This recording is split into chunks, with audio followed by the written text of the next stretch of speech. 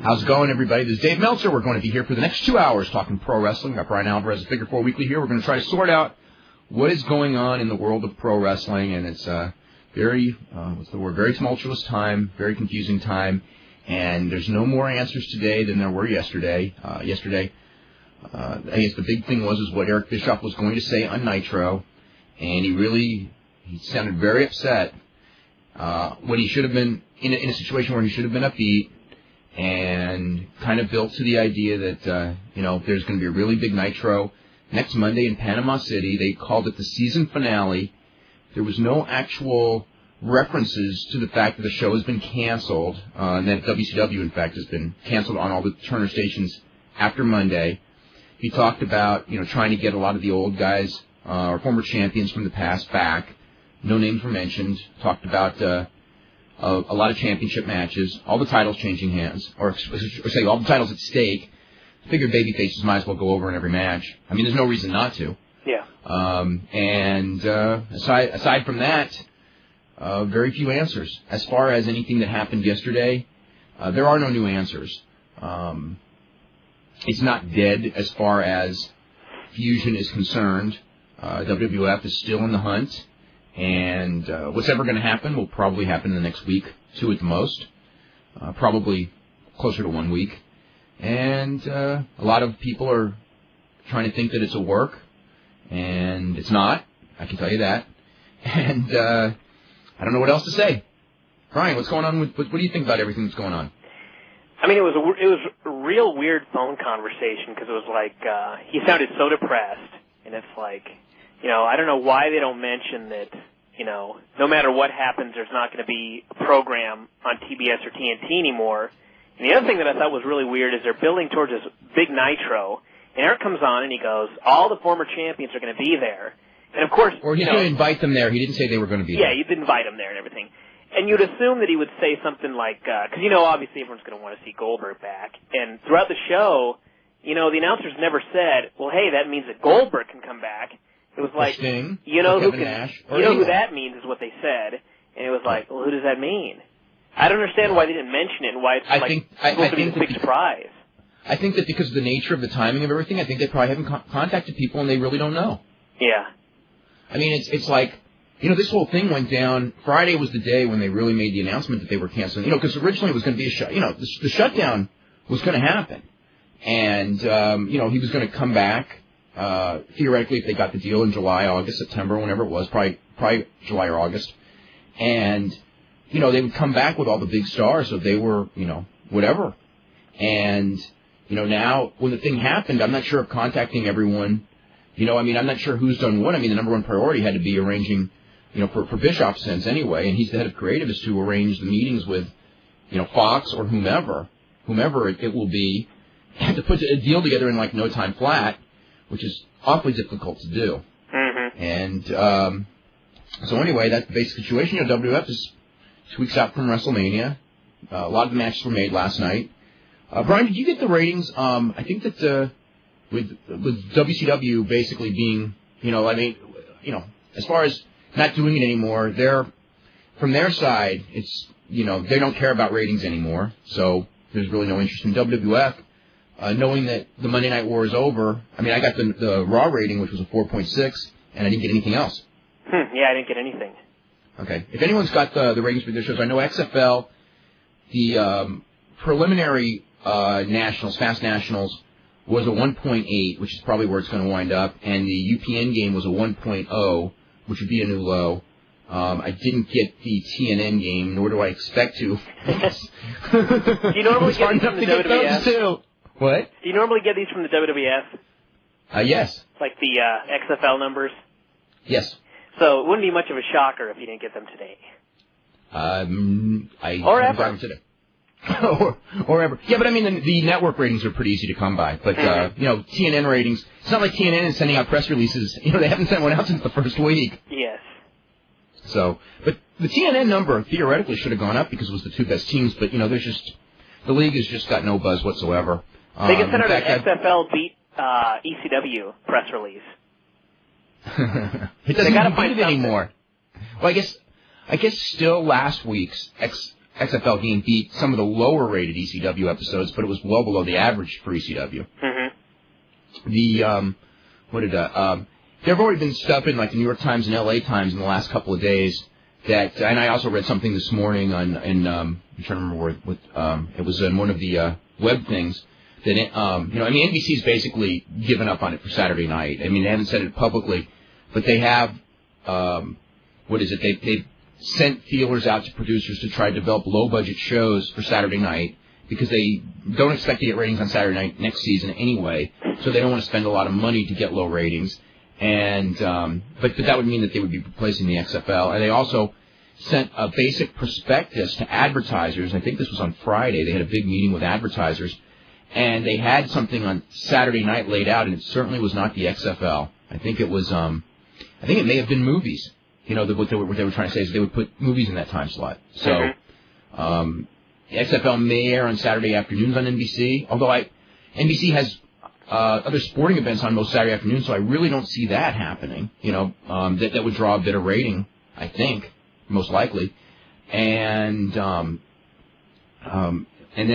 what is it? I was going to think about something else. There was talk of CNBC carrying it, but if CNBC is the flagship, it's dead. I just can't see a second season at all. I mean, seriously, it's to the point where if they announced there was a second season, I would be totally perplexed. I wouldn't be because we're talking about Vince. Yeah, but Vince has got to sit down one of these days when, like, the financials come in. He's got to sit there and go, is my ego really worth $80 million or whatever it's going to be that he's going to lose? Yeah. Multiplied by a second year. The second year where the losses will be heavier in the second year than the first. Uh-huh. Because the second year they're not going to come out with that buzz. They're not going to be selling the tickets like they did the first year. So yeah. Not going to hit that 11.9 or 11.4 or whatever it was, or 10.4. What the hell was it the first weekend? 9.5. 9.5. Yeah. Not going to hit that. No, they're, So anyway, let's see. What did you think? Let's talk about Raw first, since that's the show that's going to be continuing. What are your thoughts on the Raw show? I actually thought Raw was a pretty damn good show. They did the build towards WrestleMania again, and I think like the story of the show, and there were like a ton of debuts, a ton of title changes, but like when it was all over, the one thing I remembered was Rock got booed. The people wanted to see Austin beat up The Rock. Rock got booed. There's another thing that was not so obvious. They had to confiscate signs all over that building. There were so many negative signs brought in regarding Rock. One person who was there was just telling me that in his section alone, they confiscated 19 signs. He counted them. He said it was hilarious. Not all of them were negative to Rock, but most of the ones they were confiscating were negative to Rock. Obviously, there was the Jerry Lawler signs. There was a surprising amount of pro-WCW signs that were confiscated. There were, what was the other stuff I heard? A lot of stuff anti-other baby faces that was confiscated. There was some stuff with lewd stuff that was confiscated, but none of the Bob Costa stuff was confiscated. How about that? Of course not, because they had to talk about him. That's right. That they had it planned. As soon as Vince said the name or Shane said the name Bob Costas, they had to find somebody with an anti-Bob Costas sign in the crowd to focus in on. And they did, sure enough. Yeah. And there were probably a ton of them. There were a few. But clearly coming in, they were really scared of something. And, the whole idea behind this WrestleMania, as was the idea 1 week ago, and of course these things change, was that Austin was going to go heel at WrestleMania. And, obviously Thursday night, if you watched SmackDown on Thursday night, it was very clear that was step one. Austin was a total heel in that interview. And the idea was to, make it subtle but not make it overt and have the people kind of get behind Rock at Nitro or at Raw last night. And it did not happen. No. And, it's amazing. I would not have expected it. I don't know how to explain it. People think, people make their decisions. What? I can almost understand it because, we've talked about this a million times before. Rock is like this baby face. But if you really break The Rock down, he's a real jerk. His character's a real jerk. But so is Austin, although Austin's more of a... Yeah, but that's how he got over as a baby face, was being this badass. He's not so much a jerk as he's just a badass. And, I could see it coming down to, you got two guys, one the fans consider a badass, and one the fans like, but they realize that he's kind of a jerk. I can see it. Interesting. I thought what also was interesting was you had, we've already had Steve Austin give The Rock a stunner twice, and both times, the place just went bonkers. Yeah. Rock gives him the rock bottom, and it's like, yay!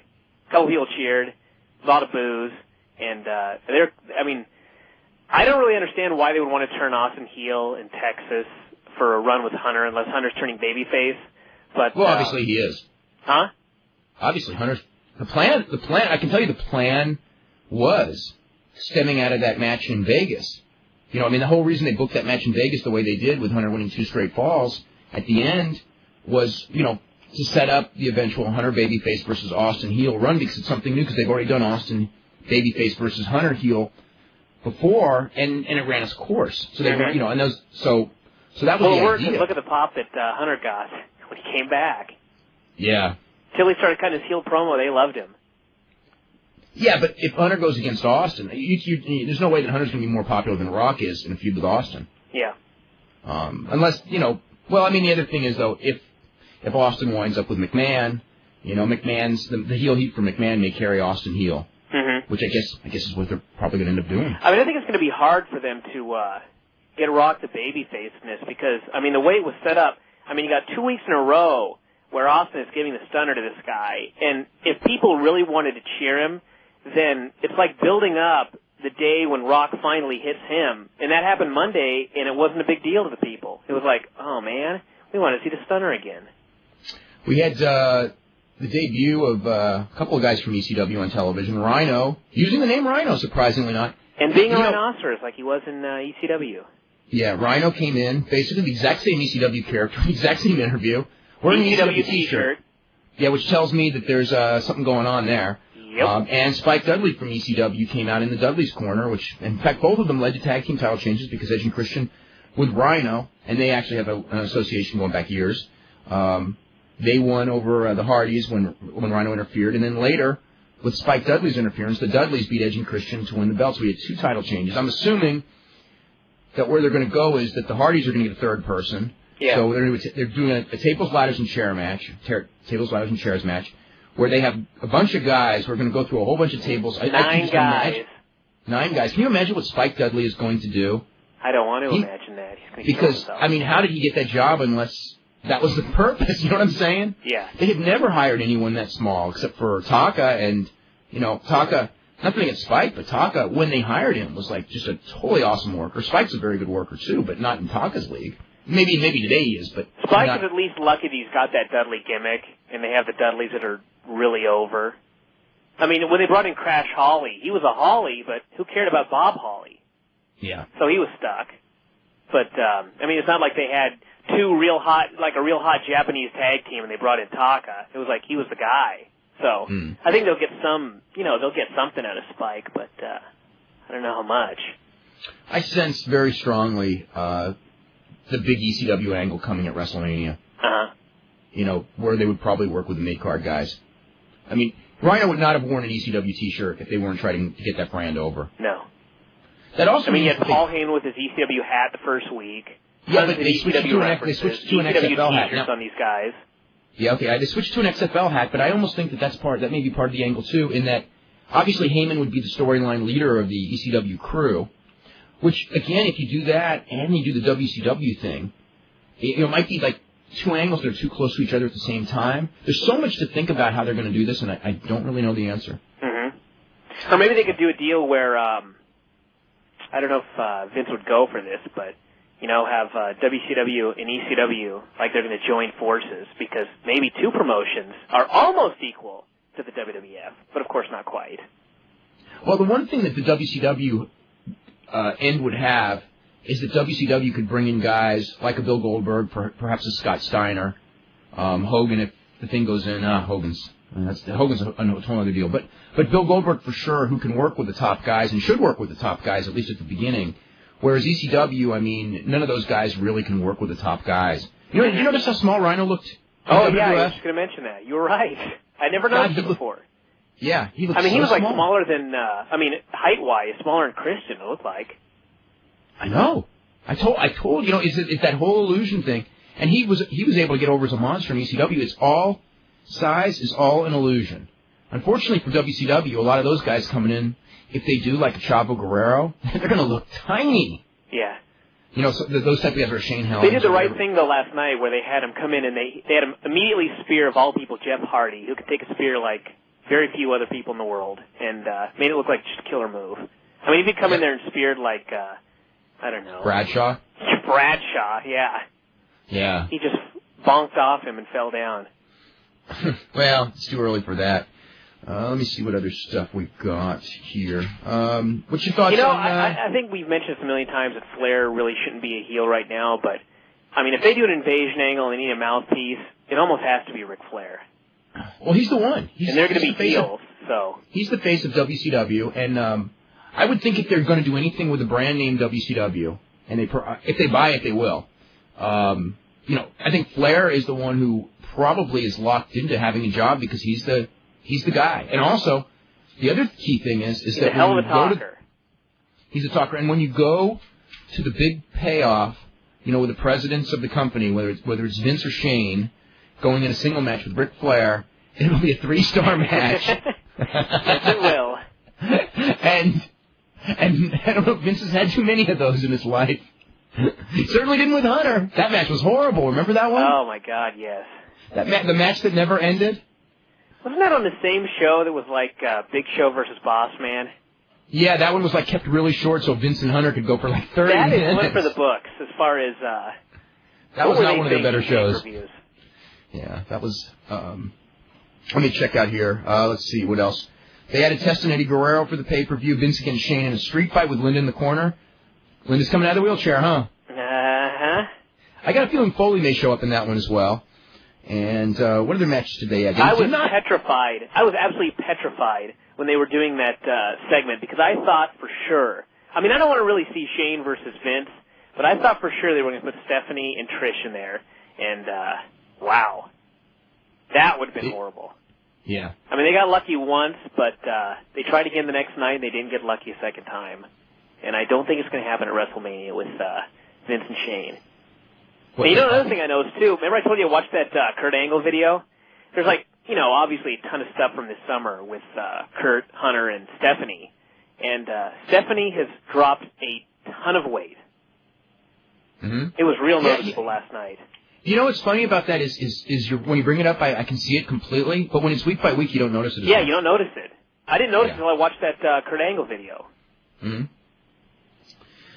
Let's see, what other stuff did they do on the show? The main event was Regal, Benoit, and Angle against Jericho and Rock. They really didn't do as much with Benoit and Angle as I expected, although they did set the stage for an eventual turn, which may happen as early as tonight in Providence.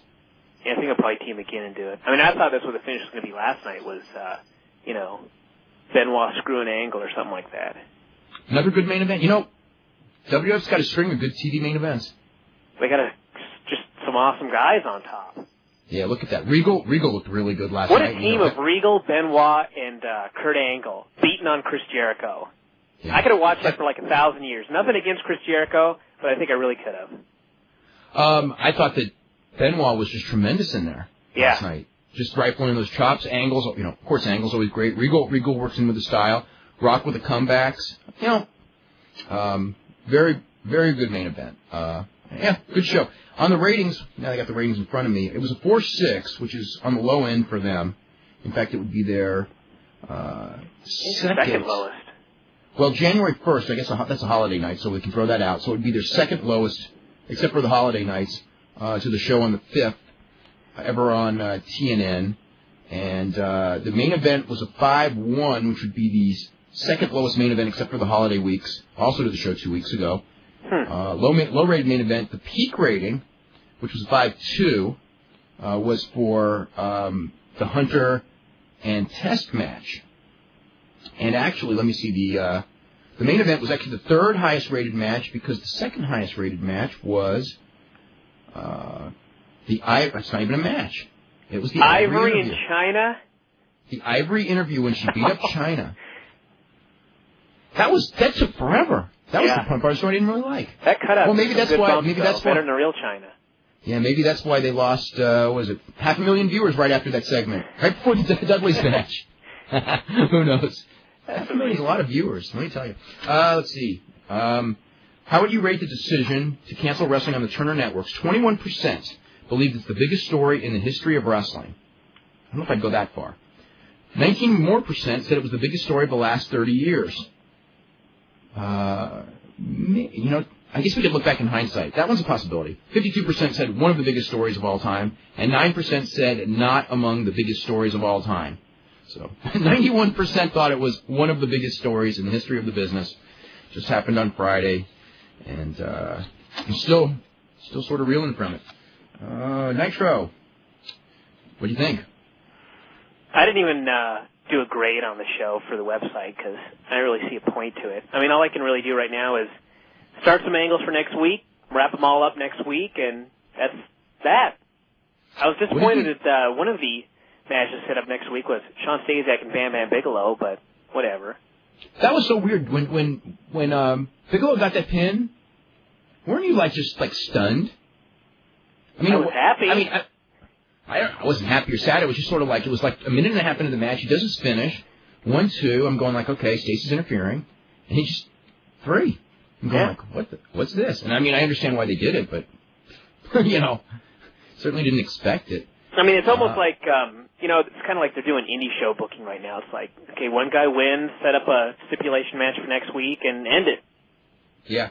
I mean, the one thing I couldn't even believe is, they did the main angle on the show with Ric Flair, Jarrett, Dusty, and Dustin, and it was like somebody backstage on the booking committee thought, we've been talking about Dusty's white ass for so long. Let's get an actual donkey.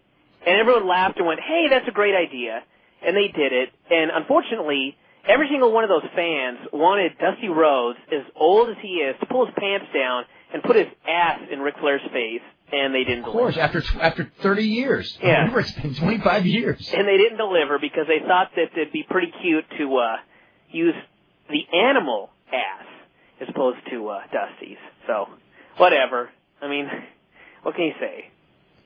Well, it's funny because it kind of doesn't matter. I don't think there was anything. There was nothing really that good on the show last night.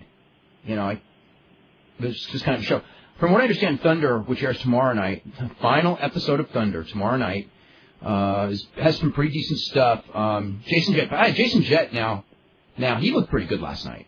Mm-hmm. And Jason Jett has another good match with Kid Cash, and also there's a 6-man tag with Kid Romeo, Elix Skipper, and Chavo Guerrero Jr. losing to Rey Mysterio Jr., Billy Kidman, and Shane Helms, which I heard was a really good match. So that's good. The main event for TV is Scott Steiner and Jeff Jarrett winning a handicap match over Dustin Rhodes, and why? You know what I mean? Booker T ends up making the save at the end, and I'm trying to think what else. I don't have it all in front of me, but that was I know Palumbo beats Mike Awesome. Of course, they're going to be doing what I'm assuming on Nitro on Monday is obviously it's Scott Steiner and Booker T with the WCW title and U.S. title both at stake. So I assume that we end the company with Booker T holding both belts, and the racial discrimination problems then being over. Yep.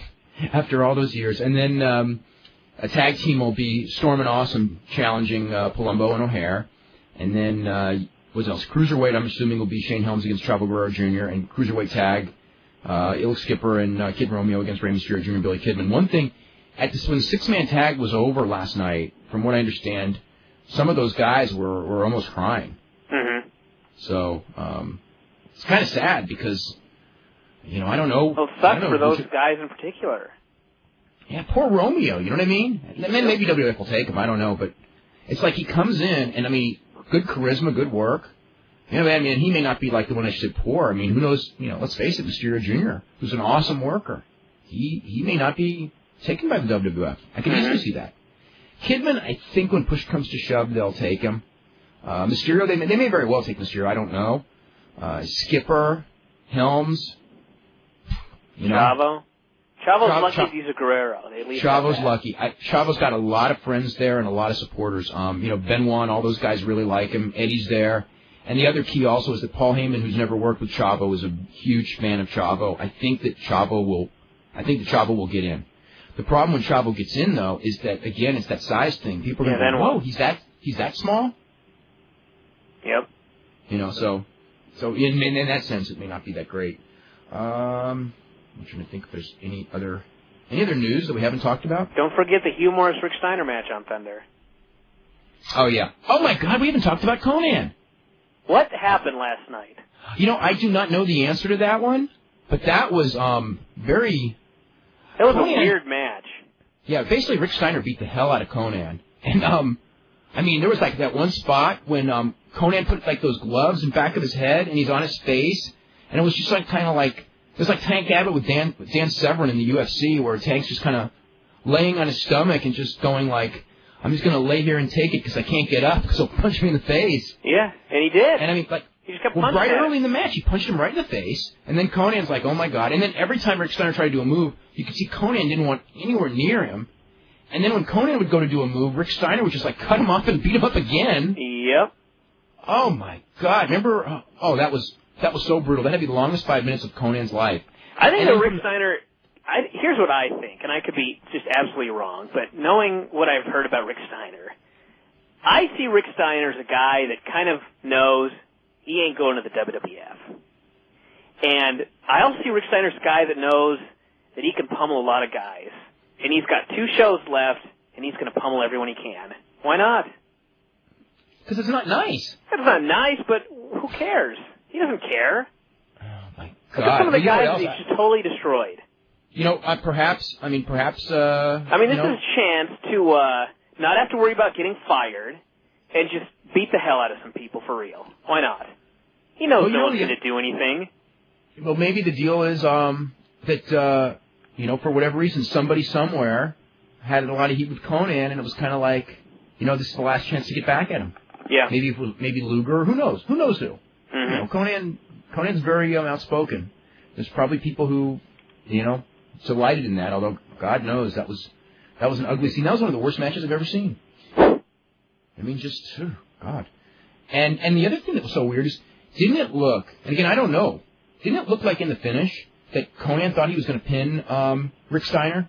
It almost looked like they double-crossed him, like that was going to be the finish, and someone talked Douglas into coming in and, interfering right in front of the referee, so they called for the DQ. The Douglas interference for the pin is what I assume was the finish. Yeah. And Douglas interfered, the referee DQ'd him, Conan got up and he was mad at the referee like he'd been Conan covered him. Conan covered Rick Steiner, and the ref's going, it's over, dude. And it's over. And then, as Conan's got his back turned, Rick Steiner pummeled him again. Although Rick Steiner was going to pummel him because he set up the humorous thing, but that first punch when Conan wasn't looking, I don't think he was ready for that at all. Mm-mm.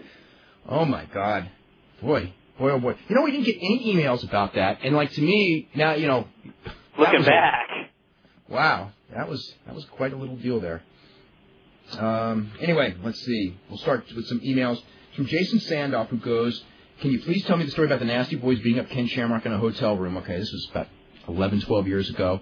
They were working for a promotion in, I think it was South Atlantic Pro Wrestling or North American Wrestling or whatever it was. It was George Scott, maybe promotion, I think. And it was Nasty Boys' last night in the territory. They were going to work in Florida, I believe, afterwards. And they were doing something or harassing some girl. And Ken Shamrock was, I guess in his own way, trying to defend the girl, and I guess did in the bar. And then later that night, Ken Shamrock broke down the door of Brian Knobs' hotel room and started pounding on Brian Knobs, and then Jerry Saganovich jumped in there and started attacking Ken from behind. I think they hit him with was it a lamp or something like that? Mm-hmm. It was 2 300-pound guys, and they beat Ken up really, really bad. His face was swollen to where you wouldn't have even recognized him. He nearly died from the beating. It was that bad of a beating. And that's the story. And then he goes, also, did Missy Hyatt sleep with Paul Varlin to get him to do a job for Taz? Yes. She said so right here on the show.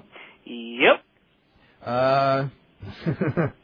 Mike Harrington says, I was wondering if now that WCW is out of the picture, does that make XPW the number 2 federation? Oh, God, we're going to get this question every day about some... I got a question. Why would XPW be ahead of any one of a number of other companies? On that same night, Saturday night, they ran their last show. There was another show in Los Angeles by a group called, FMLL? The group with Santo? That outdrew them in Los Angeles. So why wouldn't they be the number 2 promotion? And that group drew over 2,000 people for its first show, I think, the month before. So why would they not be number 2? I mean, I don't even know what independent's out there. Dude, there is no number 2. Yeah, what independent's out there? I mean, I don't know. UFC sold out their last show. 60 weight high for number 2. How about that? I think more than anyone, UFC's number 2 just because they got pay-per-view and they can actually draw at the show. They can actually draw, big houses at high ticket prices, which nobody else can do. Mm-hmm. But I mean, they're number, again, they're not making any money either. I mean, there's no number 2. That's the real answer. Let's see. Also, what are your thoughts on XPW and why don't you cover them? I cover them the same as every other independent. You look at this week's Observer, and they're actually right underneath the FMLL. I have the FMLL ran a show on Saturday night. They drew 1,200, and then XPW ran the same night. I mentioned some stuff about them. And I put them right underneath because one of them drew 1,200 and one of them drew 900, so the 1,200's ahead of 900, and they're in the exact same section, so I figured that it's covered exactly at the level it deserves. Why I cover everyone who can, do some business. I've covered probably every XPW show in some form. I mean, as far as it's been in the Observer, or like well, actually, I shouldn't say that because when we don't have room to cover indies, they don't make it. When we got room, and again, and with all the other news stories that may not make it when I cut the Observer tonight, but I mean, it's basically in the same position it would be as any company that draws 900 people running monthly is going to be. So, just like UPW, and, UPW has more, UPW at least has guys under WWF developmental deals, so there's more to them, or Ohio Valley, which has guys with WWF developmental deals, or Memphis, which has strong television, stronger television, anyway. Let's see. With WCW going under, don't you think Vince will now drop the pay of his wrestlers once their contracts run out? I think he'll drop the guarantees. I don't think he's going to be signing a lot of guys for $500,000 guarantees, but I think he's going to pay them based on the revenue derived minus XFL losses. Yeah. So I think their pay is going to go down, yeah. Reasoning being they'll have no place to go. Looks like the WF wins again. Either way. I don't think that if Vince is making like $300 million or whatever, if he has like a hell of a year, that he's going to blatantly screw his workers. He's not going to do that, but they're not going to do that much. I know that. We'll make it obvious, like, okay, your downside guarantee is $10,000 a year. No, it won't be like that. But I think that the downsides are not going to be super high. Yeah. Unless you're, the Undertaker, someone who's been around for so long that it would be an insult not to give you a high downside. I was going to say, I know that January, which was the last month I charted, was actually the biggest month in the history of that WWF as far as revenue, as far as house show revenue. They were doing $400,000 a show, which is an enormous number, and the payoffs were down, which I attribute to XFL. But I mean, everyone's going like, payoffs are down, houses must be down. And I was like, when I charted, it was like, houses are like that. They set the record for houses. Why would whatever. Let's see, Kevin. What other TV deals are possible other than Fox? I mean, just go down the list of stations, but very few of them are interested. The Fox. And just remember ECW, because Heyman, he had opportunities, but they weren't opportunities that would have meant anything. It's not just getting any TV slot. Yeah. We'll put it this way: if you were on, let's say, Fox Sportsnet, those regional Fox Sportsnet, at let's just say from midnight to 12:30 a.m. or midnight to 1 a.m. on a Saturday night, Doug, maybe Bischoff can get the slot, but really, you can't build a company with that time slot on that station. Mm-mm. So, I mean, there will be, Heyman. That's right. Heyman had one opportunity, a legitimate opportunity, as far as making a TV deal, but it was a deal that ultimately it couldn't have succeeded. So why take it? You might as well go to the WWF. The end result's the same anyway. Yeah. It's from Albert, who goes, with the upcoming baseball strike and writer strike, does this increase the value of WCW to networks that we short of programming? It should, and if it did, they wouldn't have canceled it. So obviously, TBS didn't care. Who was Eve talking about when he said any former champions come back and? I think that he just said it because he won. I think Sting and all those guys, he wants them there, but I don't know that anyone's concluded. Hopefully, though, when they get guys that are going to be there, they'll let the word out because, what's the point of being a surprise now? You know what I mean? Yeah. There's just no point. I just want to mention the Costas interview again. It made me laugh when Vince said the Trish segment was taken out of context. If they would have shown the entire Vince and Trish soap opera, it would have been far more offensive. I know, isn't that hilarious? I think one of the things that I can't remember. I think I got an email from someone saying, I couldn't believe what they did because they aired her walking around on her hands and knees and barking, and then they spliced in a clip from SmackDown of her saying, "You don't know how far I degrade myself." And this person's going, "I can't believe they spliced these two together to make them like one show." And I'm sitting here thinking, she said the same thing on both shows. Yeah, she said that on the Raw. They didn't splice anything. Yeah, they didn't need to do any splicing, and even if they did, who cares? It happened. Yeah. It's not like they had an actress come in and, do a voiceover of something Trish didn't say. She said what she said, and she did what she did, so that's that. I want to mention one thing real quick, which we haven't talked about, is today New Japan ran a show in Tokyo, and Antonio Inoki came out. He did not address the Tyson thing, as far as I know, which everyone thought he would, but they pretty much have changed the lineup for the Osaka Dome. It's going to be Shinya Hashimoto against Manabu Nakanishi.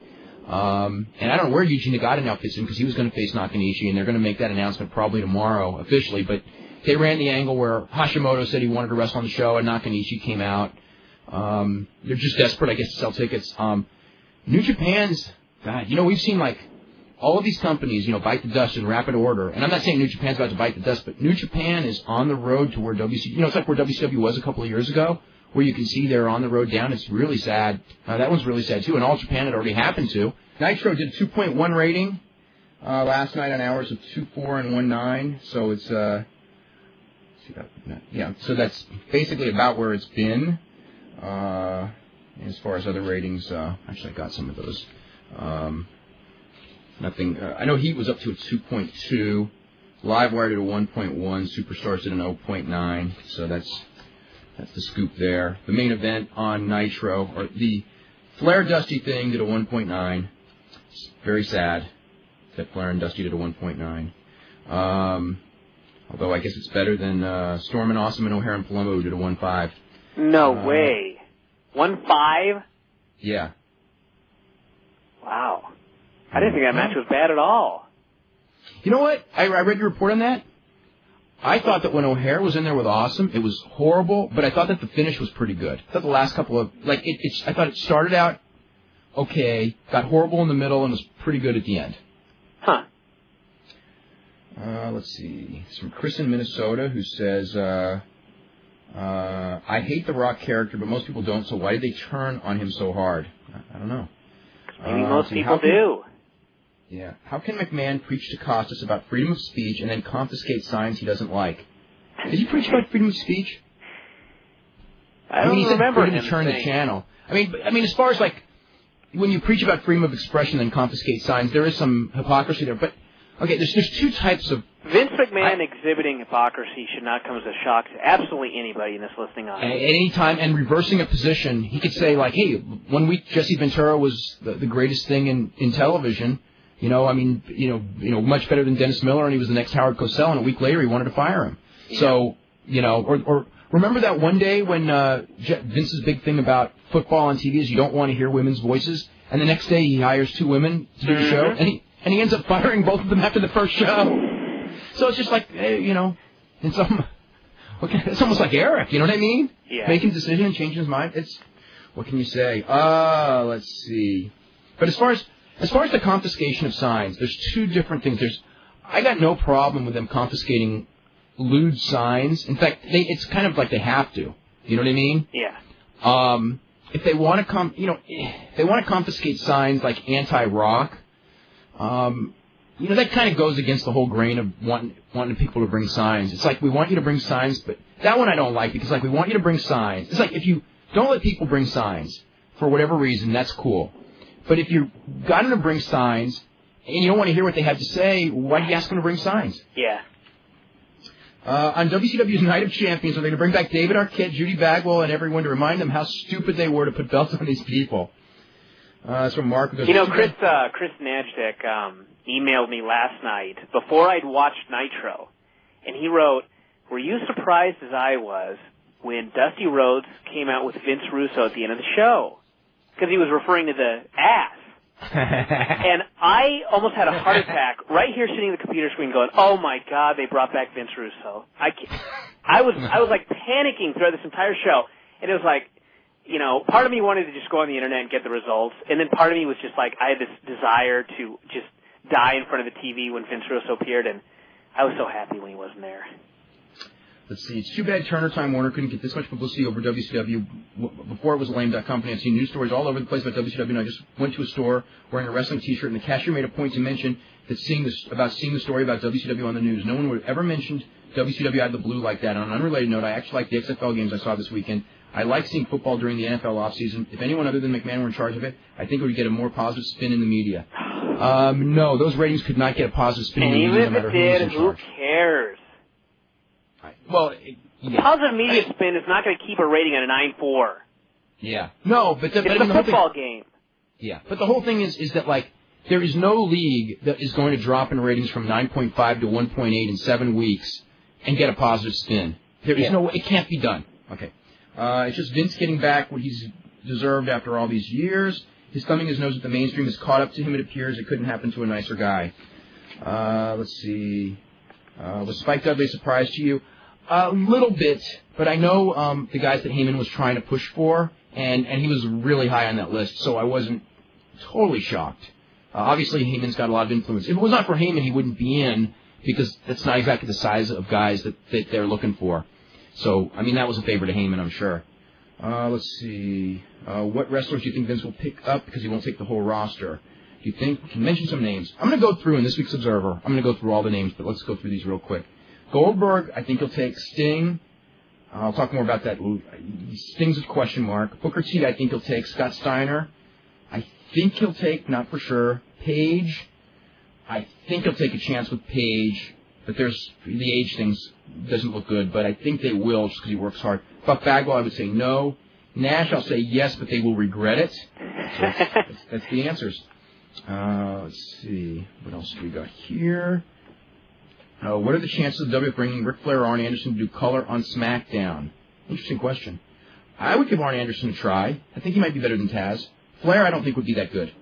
I think that Flair would be better in a different role. Will Savage, I mentioned a whole bunch of names beyond Nitro. I don't know. I don't know anyone new. I probably will know.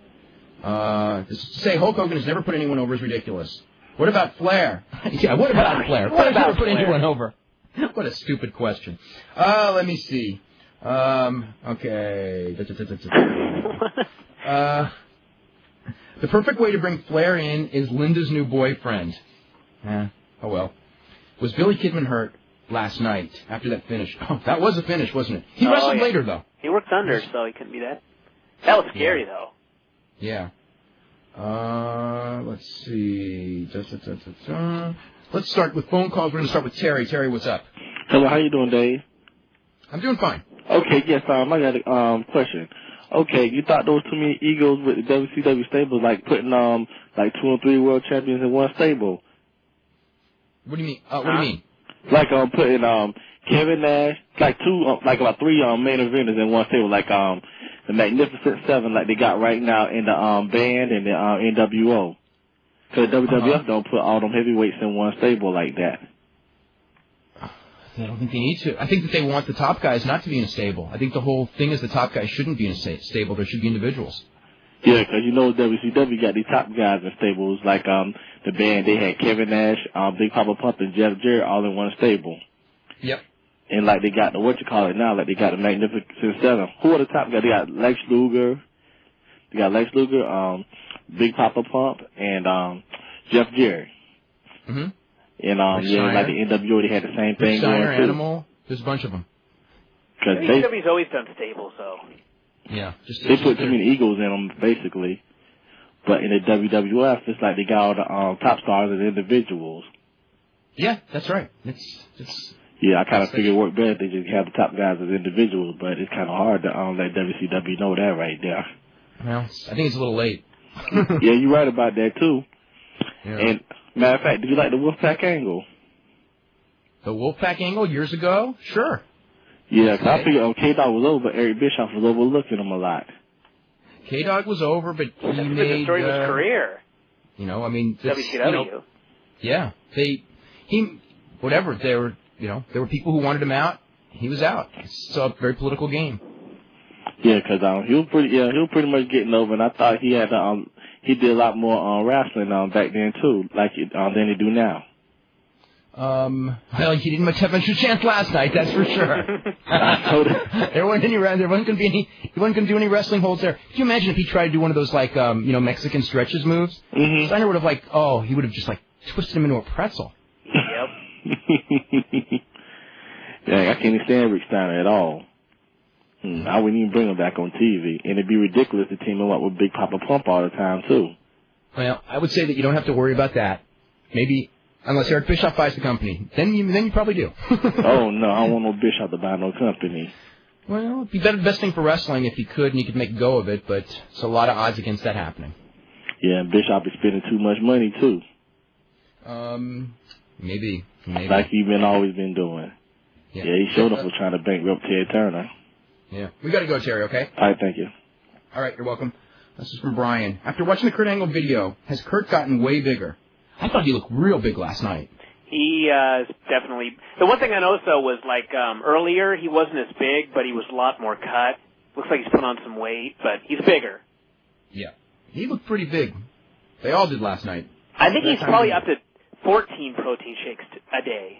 14 meals a day. Yeah. Did he say he was at 10? That's right. He was at 10 meals. He was at 10 meals a day when he came on the show. That's right. That's from Kevin Gregg, who goes, I could be wrong, but if you ask me, it looks like they are not going to do an ECW angle. I feel the reason they had Rhino wear an ECW T-shirt was to get the fans to know who he was. My friend called after Raw ended, and he didn't know who Spike Dudley or Rhino were. You know, a lot of people probably didn't. Having him wear an ECW T-shirt gave him a little bit of an identity. Spike wore Dudley's outfit. Why would they need the identity of a former ECW wrestler then? Yeah. If they were going to do an ECW angle, why wouldn't they bring the ECW guys in and pair them off with other WF superstars? They could do the whole let's beat down who I'm aligned with thing, and then form an ECW stable, but I actually like what they're doing with ECW guys. It gives them more of a chance to shine rather than sticking them together and be a low-card group. Well, we'll see. Let's see. This is from Matt, who says, I like the idea of WCW and ECW joining forces. If the WF were to buy WCW, they would have the rights to the name NWO. Am I not correct? Yes, they would, but I just don't know why they would do anything with that. That would lead to a very good angle of NWO versus WWF and ECW teaming with WCW. I just don't see them doing NWO. Let's see. If WCW gets sold and moves to a new channel, will this affect Nitro airing on TSN in Canada? In some form, of course it will, because it would be whole new deals that would have to be made. Let's see. If WWF buys WCW, could we actually get a big 3 pay-per-view, ECW versus WCW versus WWF? If they want to do that, I don't know. Okay, it says Kurt Angle and Chris Benoit, if it happens, which it will, by the way, will steal the show. Do you agree? There's going to be a lot.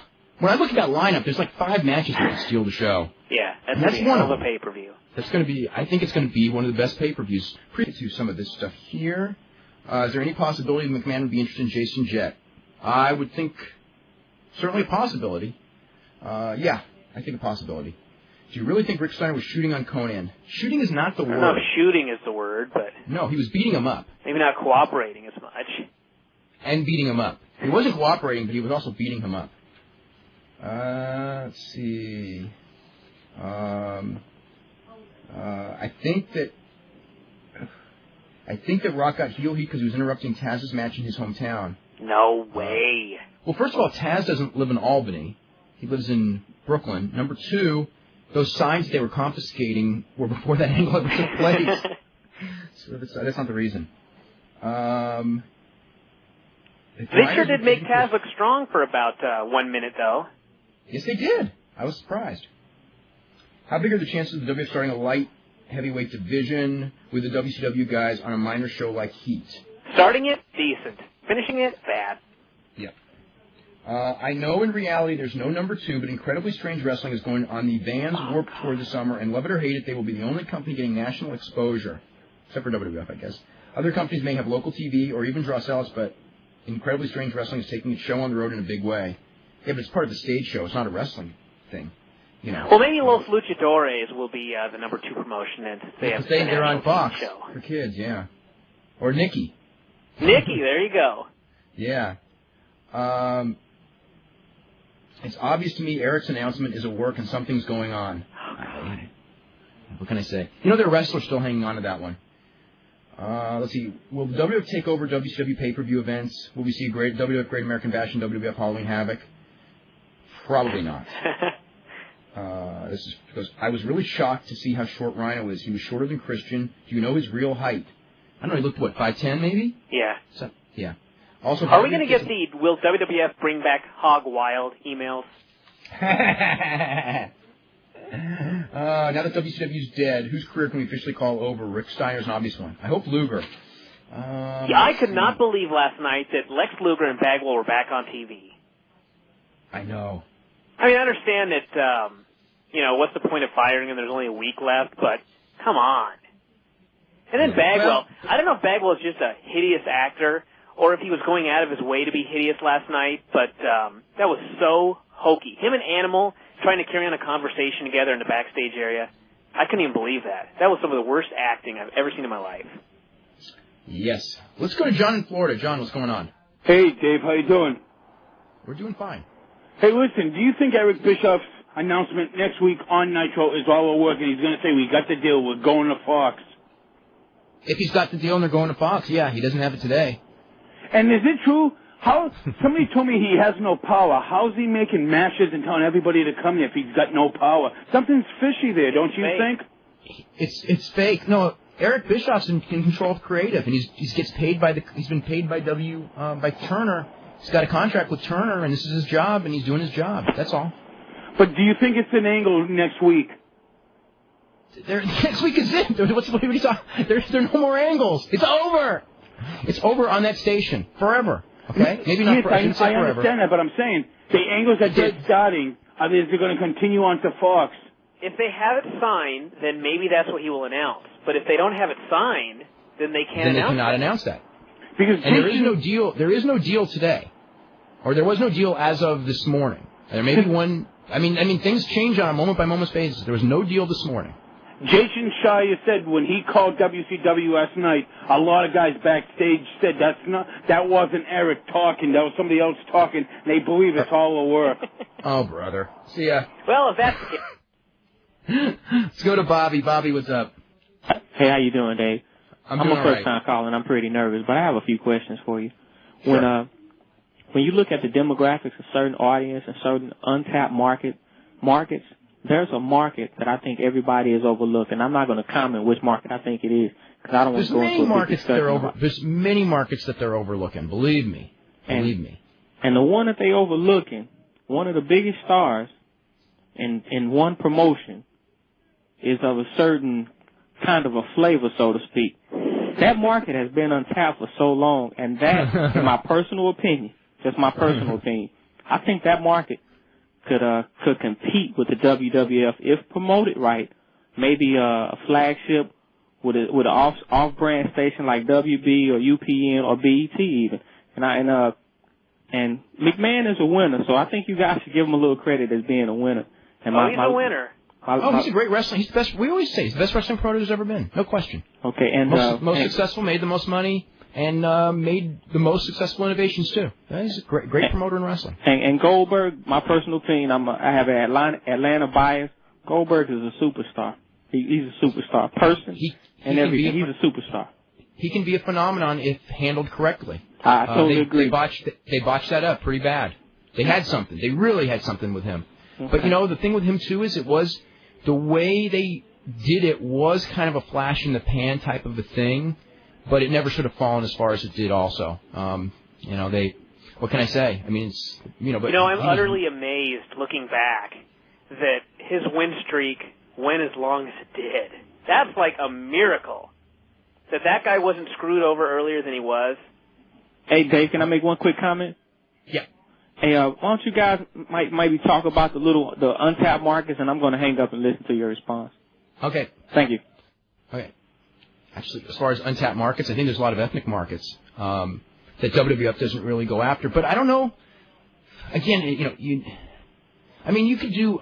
I wonder if a Hispanic thing, because the Hispanic market's 12.5% of the country now, and if you do a different style and you don't really compete for the whole thing, but you're just competing for that market. I mean, I've seen Lucha Libre draw great crowds in certain markets. Certainly with AAA, and the shows were phenomenal and everything. So I know it can be successful, but again, you got to have super talent and super promotion and super TV. And they didn't even have strong TV. They only had Galavision, and Galavision wasn't that strong. But again, the whole thing is the TV. you need really big TV now to compete, and it's not that easy to come by. And there's not a lot of outlets. I mean, you have 15 cable stations that people take seriously, and you got to be on one of them. Yep. And in a good time slot, not preempted, with good publicity, and you got to have some star power to get people to tune in at the beginning. And look at Urban, where that went. Just went nowhere. It went nowhere. Hogan and Goldberg are the most valuable commodities out there that Vince doesn't have. And if he can get both of them, he can pretty well put I don't want to say the nail in the coffin, but really can put a number on plans of Bischoff or Fusion for starting something from scratch, which I'm sure that if this thing falls through, I'm sure that Bischoff would want to start something from scratch. And the problem is, and I think he probably, given enough time, could get TV, provided he had Hogan and Goldberg both. But without both of them locked up, it'll be a lot harder. Mm-hmm. Okay, let's go to, is it Jason in Michigan? Yeah, Dave and Brian, how you doing? Hey. We're doing really good. I just got a couple questions and a comment. I guess I'll start off with my comment. How appropriate is it that WCW's last pay-per-view was titled Greed? It was WCW's greed or the wrestlers that got them to the position that they're at now. And I don't think wrestlers' greed. In a sense, they deserve to die. Economically, they deserve to die. You're right, because they lost so much money. You're right, from an economic standpoint. I would say it was the greed of the wrestlers, because if I'm a wrestler, I negotiate the best deal I can negotiate. If someone offers me a great deal, I don't say no. So I don't blame the wrestlers. I do blame the management. It wasn't the greed of the management. It was the management being short-sighted and not recognizing that the seeds were sown, that the business was going to take a big fall, and then by paying those guys big contracts, they couldn't generate the revenue to pay those contracts because the business fell. So that's what happened to them. Yeah, I agree with that. I just think that by the older wrestlers not putting over the younger wrestlers, that's what I meant by greed, not necessarily the money. Okay, that's the No, but right, that's also right. a management problem too, because the first time that one old guy said, "I'm not putting over this young guy," he should have been canned. He and instead it was like, okay, how come, you don't have to put him over then. How come Luger's still out there? Yeah, look at that. Yeah. And I mean, how can you really blame Kevin Nash for what he's done when everything that he did, he was rewarded for? Okay, I can blame him for being a bad booker, though. Well, that's true. Yeah, but I mean, as far as all of the stuff he did of not being a team player, if they had nipped it in the bud and said, okay, Kevin, you're not a team player, this is what you got to do, and then sent him home, it would have been a different thing. But by letting him do it, hey, he knew what the game was, and they all knew what the game was. If you're a star, you do whatever you want, and that's an attitude that will kill any wrestling company. It's got to, for a wrestling company to make it, it has to be a team and not a group of individuals. And they were a group of individuals. The WWF was a team, and I think that's where it turned around. Yep. I have a question about Mike Awesome. Since he left ECW on extremely bad terms, and now that WCW is dead and Paul E is in charge, or not in charge, but has somewhat of a prominent position in the WWF, is Mike Awesome's career over? He could probably go back to Japan. I don't think Heyman's powerful enough to keep a guy out. I mean, he may put in a real bad word for him and explain what happened, but if Vince wants somebody, I don't think there's one other guy in the company that can keep him out. If Vince wants him, but for a borderline guy, Heyman can keep a guy out. Yeah. And Awesome may be a borderline guy. I mean, Douglas, I'll tell you what, I think that Douglas is in a lot of trouble. Mm-hmm. Because, you got a situation where McMahon and Heyman both don't like him. So that's not good. Anything else, Jason? What's that? Anything else? Yeah, I have one more question. I know that the Japanese pro wrestling groups have been having a lot of problems in the last year, and I'm wondering, with the market kind of cleaning up here in the States, do you think it would be possible for a Japanese promotion to come over to the States and offer their alternative to what we get here and be profitable at the same time? Very, very difficult. I think it would have been easier years ago.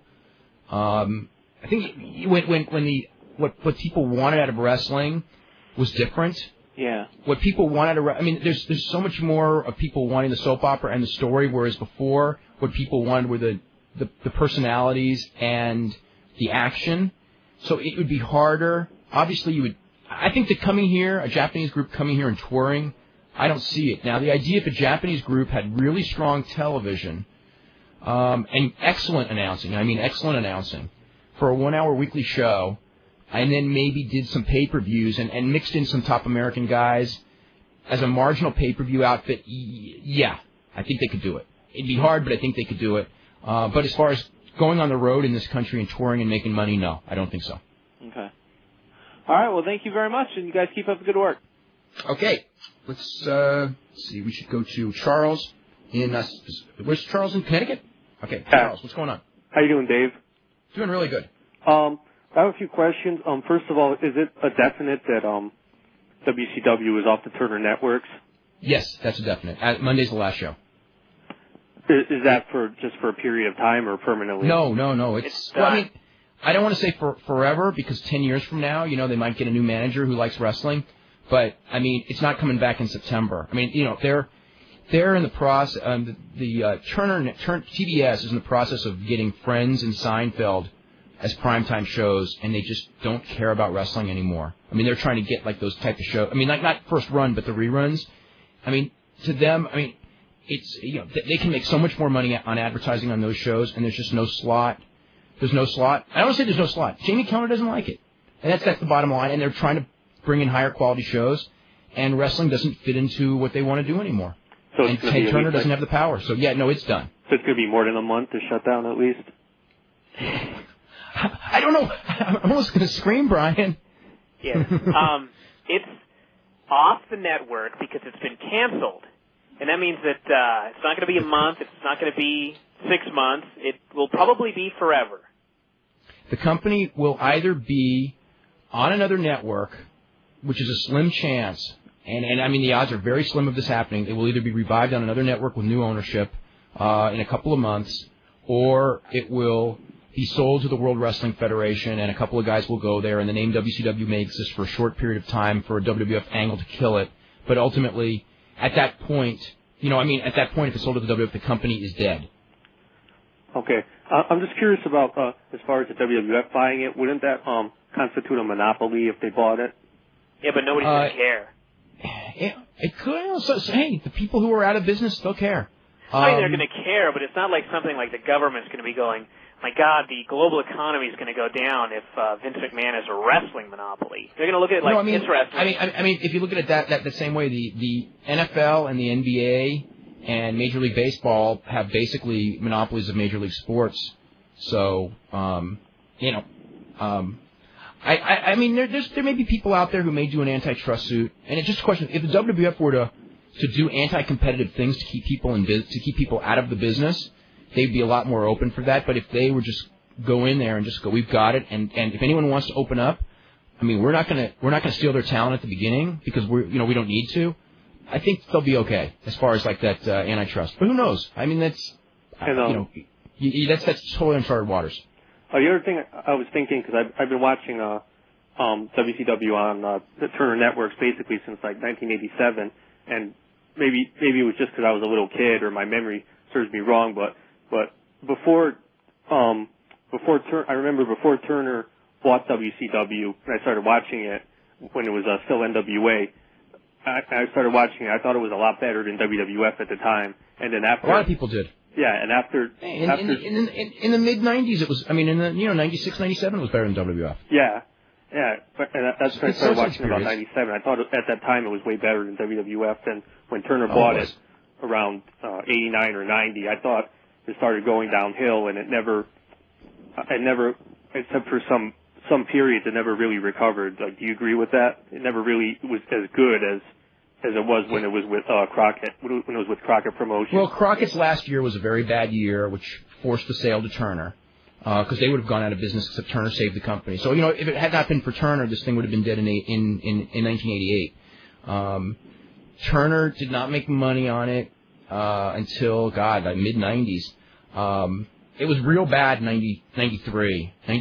That was a real bad year. After Flair left in 91 and all of 92, that was a terrible. Actually, there was a brief period in 92 that wasn't so bad with was it Steamboat and Shane Douglas and Rick Rude on top and Sting and people like that. They had Rick Rude Sting feud was pretty good, but overall, it was weak. And then in 94, it started coming back, and by 96, 97, 98, it was super strong. And then, by the latter stages of 98 and part of 99, most of 99 and 2000, it was a disaster area. And they killed the company. 99 and 2000 really killed the company. Yeah. What about Ric Flair as far as his contract goes? I don't know the situation. I just talked to him a couple days ago. I don't know the situation, and he doesn't either. So. Are you going to have him on? It's having him on at any time.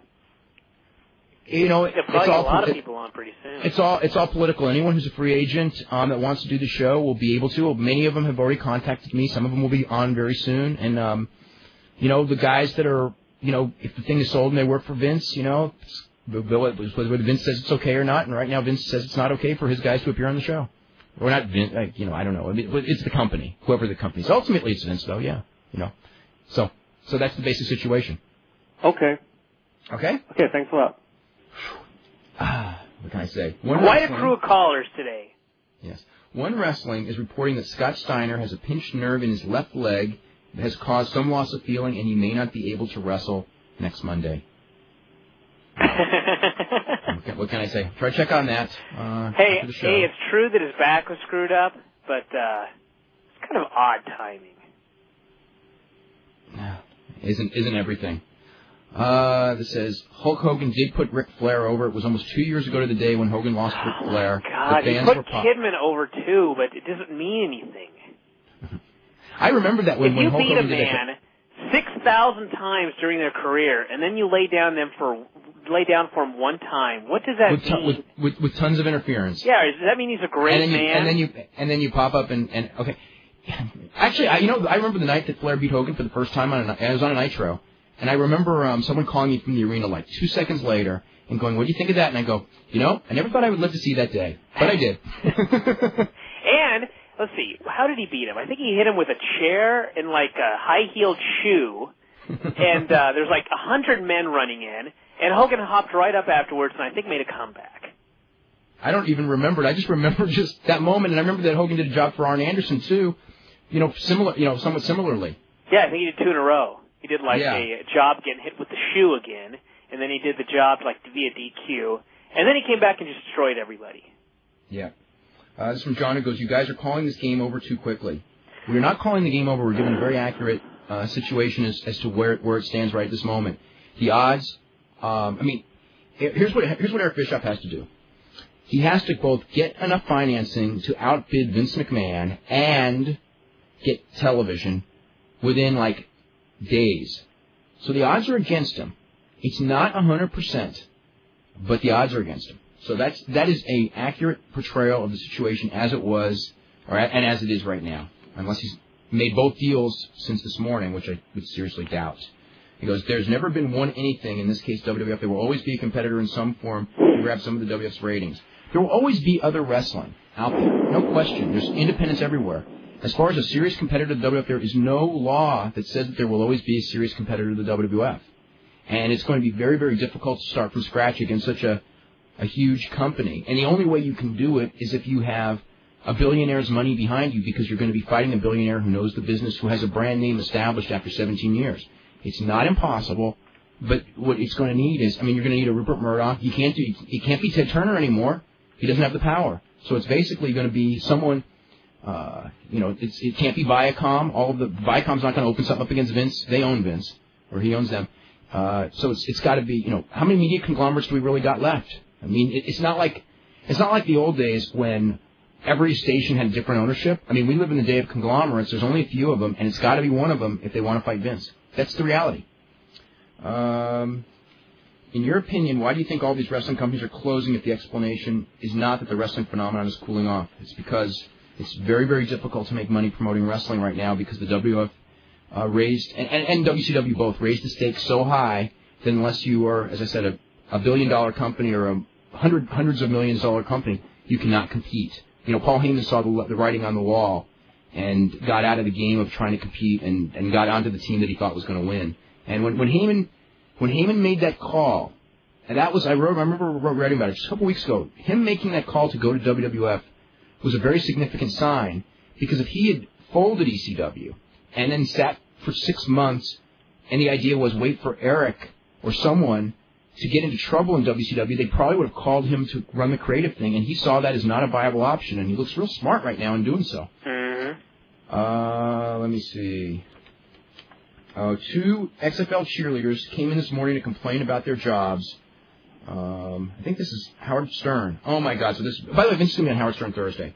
But anyway, 2 XFL cheerleaders came in to complain about their jobs. Howard said that Brandy had been on the show before. She works at the Hard Rock Hotel in Vegas. Howard asked them how they came cheerleaders and said an audition, which we know about that. Both of them have been cheerleaders in the NFL and NBA, so they had experience. They were expecting the XFL to take off, but it's flopped. They're expecting to have plot lines and scripts, but it didn't work out that way. Actually, I'm glad it didn't.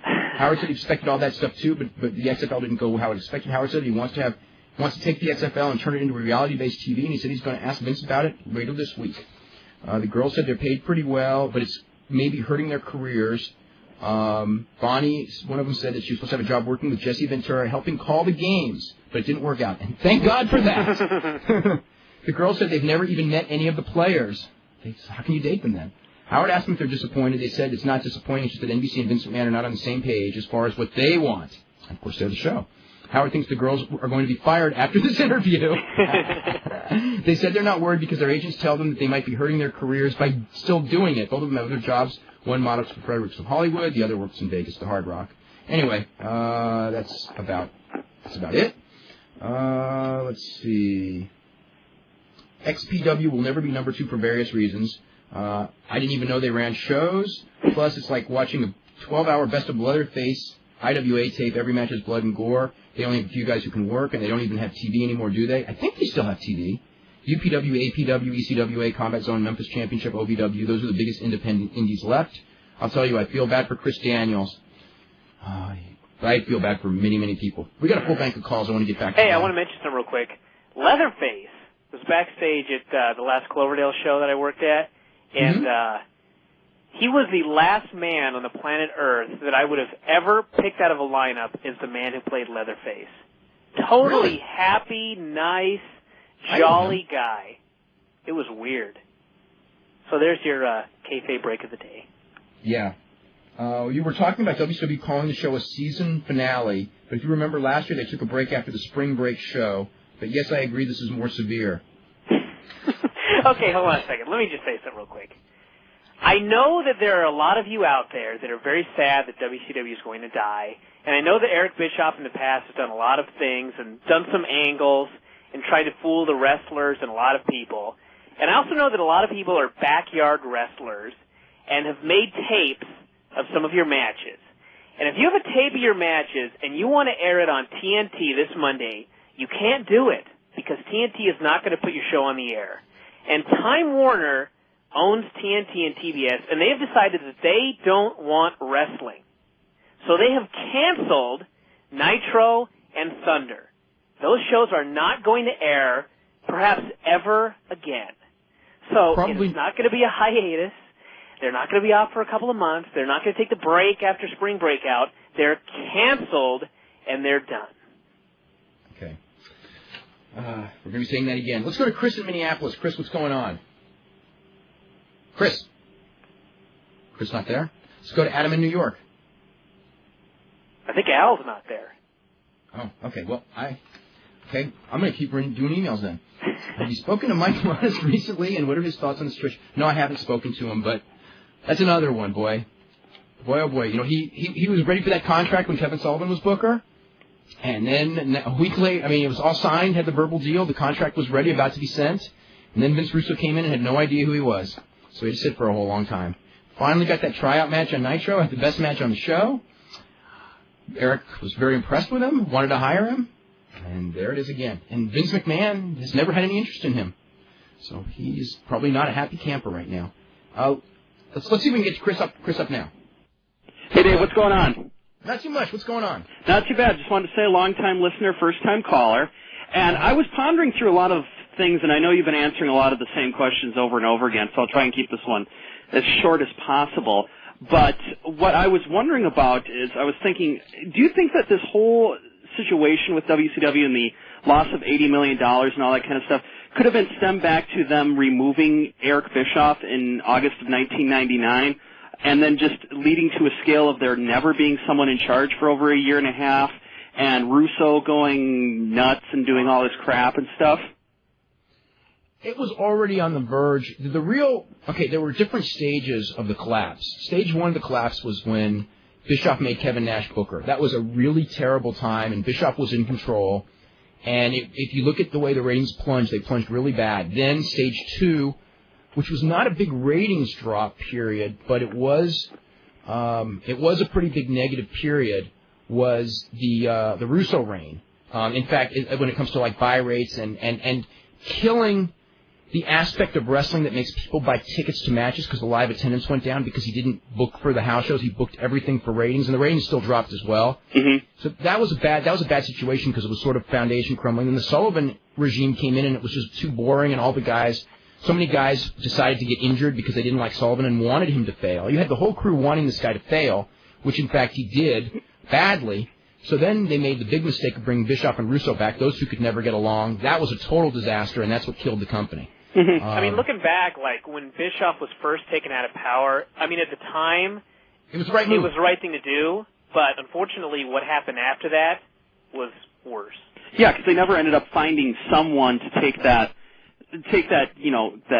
conch, for lack of a better word, and really take power in WCW. Because that's what Russo did, but Russo didn't get it.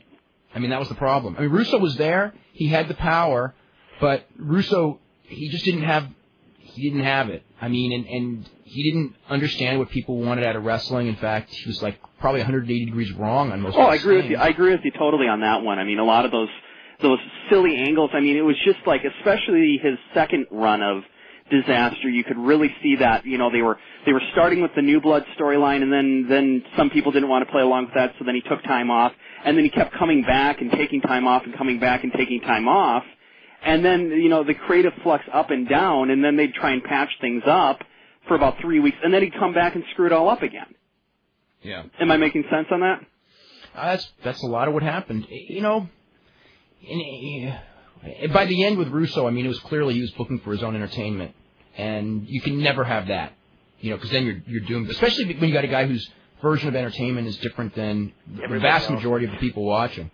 Oh, yeah. I mean, I would go to a lot of indie shows here in Minneapolis, and I was talking to Lenny Lane at one of them about Russo, and, he said Russo would call and say, I got this great idea, and then the joke wouldn't be funny to anybody but him. Let's use, was it Clorox? Remember that one? Yep. Yep. Let's have, was it Scott Steiner drink Clorox? Yeah, they were going to, you don't bleach your beard with Clorox. What do you bleach it with? I don't know. Bleach? Bleach?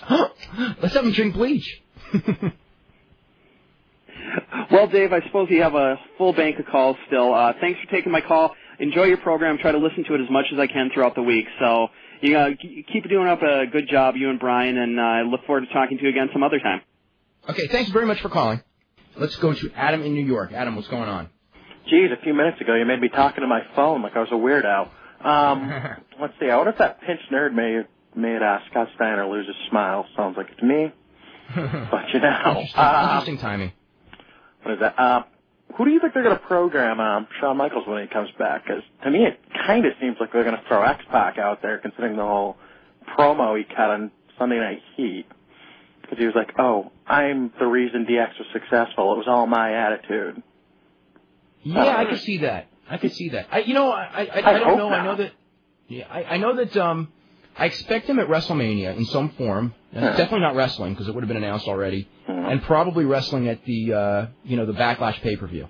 That's how I expect it to go down. Earlier you mentioned there was some reason why Vince wouldn't take Sting. Why not? I didn't say so much Vince wouldn't take. He may not. I mean, very, very high salary. Doesn't like to go on the road. Doesn't like to work. Doesn't like to work hard. So there's a lot of reasons there. Plus, Sting may not want to go to work for Vince as well. Sting has money.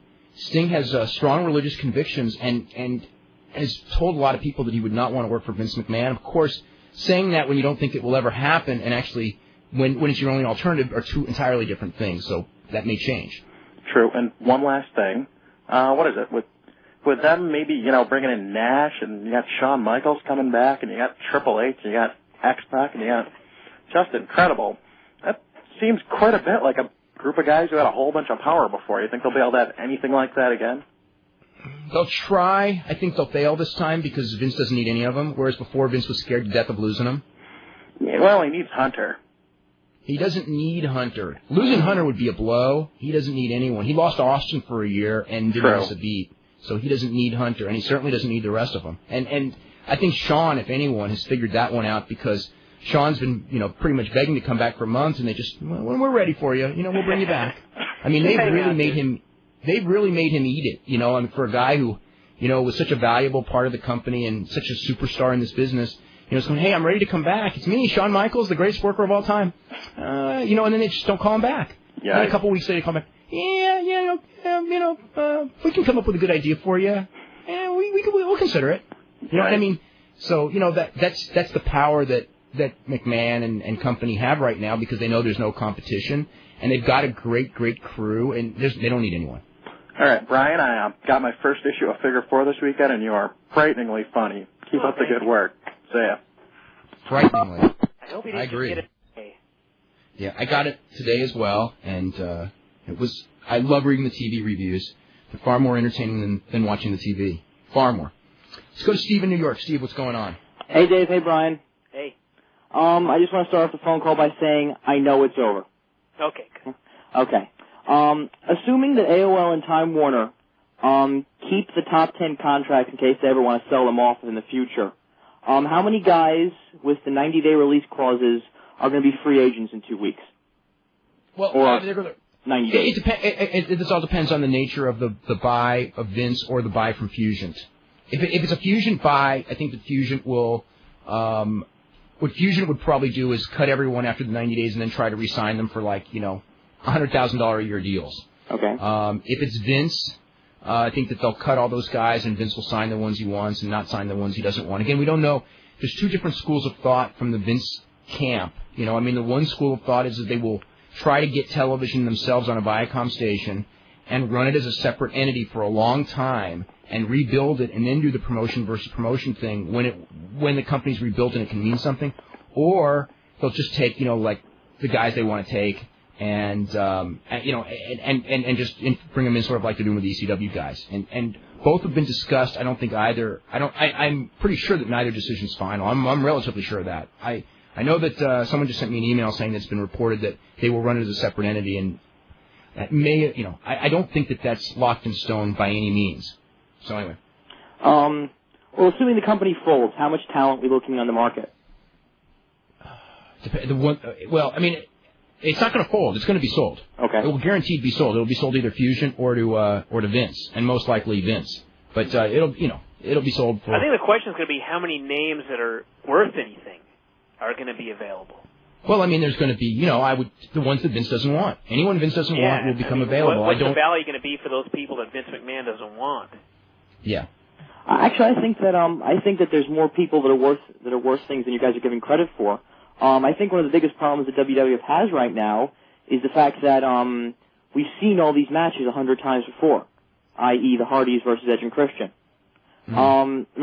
Look how that hurt ECW. How many times do we see Super Crazy versus Tajiri on TNA? You know what, though? I never got tired of that one. Oh, I never got tired of that one either. That was one of my favorites. That was a good one. But, just in general. Those matches. Okay, how about this better one? New Jack and the Baldies. But I never liked that in the beginning. I never liked that. That's like going, man, how many times have we seen Benoit and Guerrero? And how many times have we seen Hulk Hogan and John Tenta?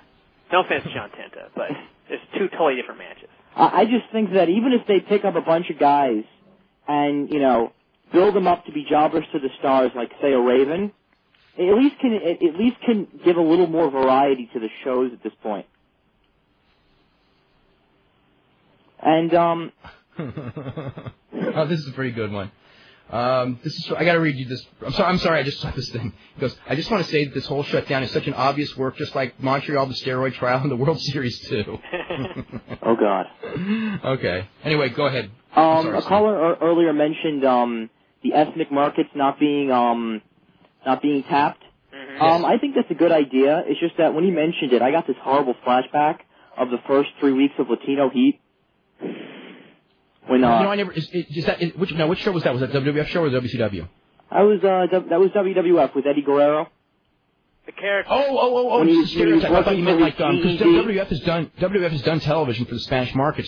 I mean, I used to watch Super Astros every week because they had really good matches, and they did great ratings with it. But they didn't really know how to do it, and only lasted 1 year because it was like the mentality of the people in WWF. I would talk to them about it, and they would like about Super Astros, and you could just tell it was like they didn't understand what the guys were doing. The crowd that was there, never saw them on Raw, so therefore, when like Santo or somebody would come out, they wouldn't know who he was, and it just didn't work. Was that taped at WWF Raw? Yeah, they used to tape Super Astros at the Raw or the Smack. I guess like the Jack? syndicated tapings. Yeah. It was before SmackDown. Do you think all these wrestlers who don't believe that it's over, they're just so jaded by things like the sale's going to be finished this week or Paul is getting TV? Do you think that they just can't believe anything at this point? They've been fooled by Bischoff so many times. They're so used They're to just that. begging. They're begging to be fooled again. The thing with but I mean, you've seen interviews even this week with ECW guys going, well, Paul's going to bring this thing back, and it's just like, it's really over. I mean, he's on New York's TV. He's wearing an XFL hat. I mean, I expect an ECW invasion angle coming out of WrestleMania. I expect it to happen. But that doesn't mean like Balls Mahoney and those guys are going to be, working in the WWF because I don't think they are. Well, I don't think they are either. Well, that's all I got. I'm going to listen to myself on the delay. Bye. Okay, let's go to Eric. Eric, what's up? Hey, guys. Hey. I was visiting John McAdams' website, and I called up this section on it, the 10 greatest U.S. matches of the 80s and 90s. And he had some really interesting choices, and I was wondering with both of you what your top choice for the U.S. of the 80s and 90s would be. Oh. God. I mean, there's like so many of them. I mean, there's some of those. A lot of people always point to this Flair Steamboat, from '89 in New Orleans. I mean, that was a really awesome match. Flair, Kerry Von Erich from Dallas, like Christmas of '82. Bret Hart, Steve Austin from WrestleMania in I think '97. Shawn Michaels, Razor Ramon ladder match. I mean, there's just so many. I would hate to pick one. Right, good point. Yeah, he definitely has those on here. One match I was particularly interested in from the 90s, with that I haven't seen. I've seen just about all the other ones, but was Cactus Jack versus Eddie Gilbert from Philadelphia in '91. For its time, but that stuff, a lot of that stuff would not be. It's not going to hold up as well because it was the beginnings of hardcore, and a lot of that stuff was new, and a lot of that stuff is now commonplace now. Right. Although I guess getting your head wrapped in barbed wire, that's still pretty unique, isn't it? That won't grow old. Yeah. Right. Well, I just wanted to let you know that I think you guys are doing a great job on the show, and I'll keep it short so you guys can finish up. Thanks a lot. Okay. Because what was the first and last WCW pay-per-view that made a profit? The early ones did. I think they were probably making profits on pay-per-view until, the last year. I don't know what break-even is. Their buy rates have been horrible for just about 15 months, 16 months. During, it was the last decent buy rate, I believe, would have been Hogan and Flair. Well, that's the last big buy rate, was Hogan and Flair, which would have been February and March of '99. But they were still doing what I would call decent buy rates. Halloween Havoc of '99 did a good buy rate. I think the World War III was down a little bit. Starrcade was somewhat weak.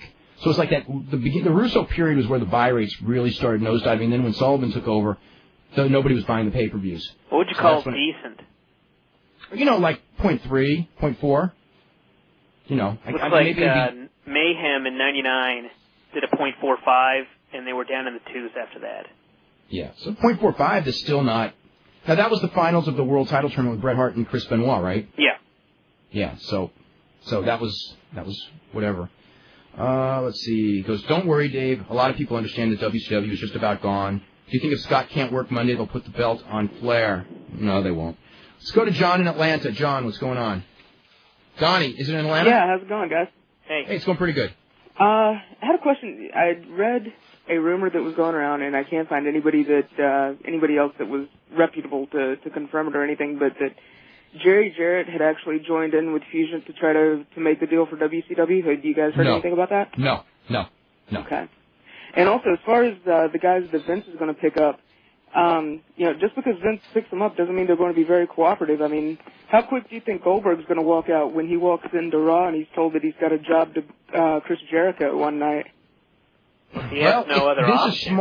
if Vince is smart, there's so many questions on that. Because one, if Vince is smart, he won't suggest that because it's stupid. Number two is, if he does suggest that, I don't know what options Goldberg has, because if he walks out, he's just walked out of the wrestling business. And maybe he just doesn't want to be in the wrestling business. He's still got, he's got a couple of years left on a contract for $1.5 million. He's got enough money. If he plays his cards right, he does. He can walk away. He doesn't love wrestling. Very few people have walked away. Nobody has. I guess Bret Hart sort of did, but he was forced medically to do so. Right. But maybe Goldberg will just walk away. And if he does, now the only problem with that is that Vince will own a contract on him for 2.5, 3 years, and by that time everyone will have forgotten who he is. Sort of do a restart of a new company with Bill Goldberg as your centerpiece in like 3 years. It just won't mean anything. It really doesn't even mean that much now. But I think it's a name that you need. Right. You don't think that Vince would just cut him loose along with everybody else, figuring, what the hell? There's no point in keeping him. Fire him? If he's not going to cooperate, there's no point in keeping him. Oh, he'll fire him. Okay, if he fires him though, then the guy could be the cornerstone of a startup.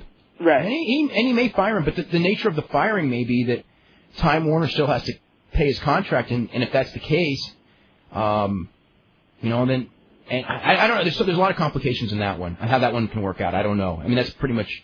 You need a lot of lawyers to sort that one out. How that would happen if all those things happen, like you said. Right. Right. So I don't know. Yeah, and also looking at the comments that Jamie Kellner has made about outside of wrestling, but also about Buffy and whatnot. It's nice to see that mentally challenged orangutans still have a place in Hollywood, making decisions. It's all ego and decisions, and the guy on top just makes wrestling's got a really bad image, and it's probably unfair. But then let me tell you something: when you get a television executive in the world that they live in, okay, and they see that thing that Trish Stratus did with Vince McMahon, just as an example, and there's others, and they happen all the time on wrestling, and they look at that and peep in and go, "Oh my God, look at those fans."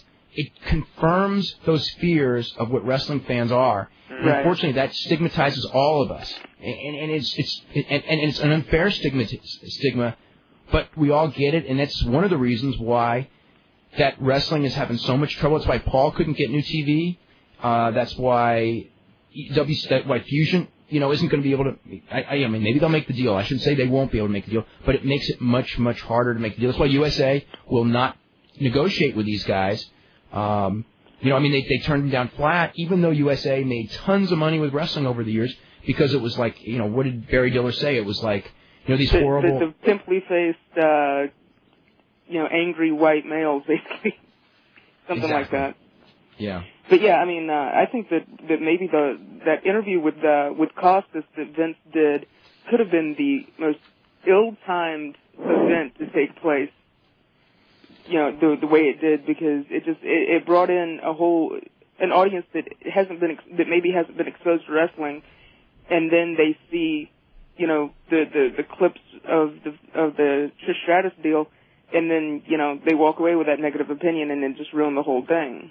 Well, I'll tell you what. Because I put absolutely nothing past Vince, there will always be a part of me that thinks, maybe that's why Vince did what he did.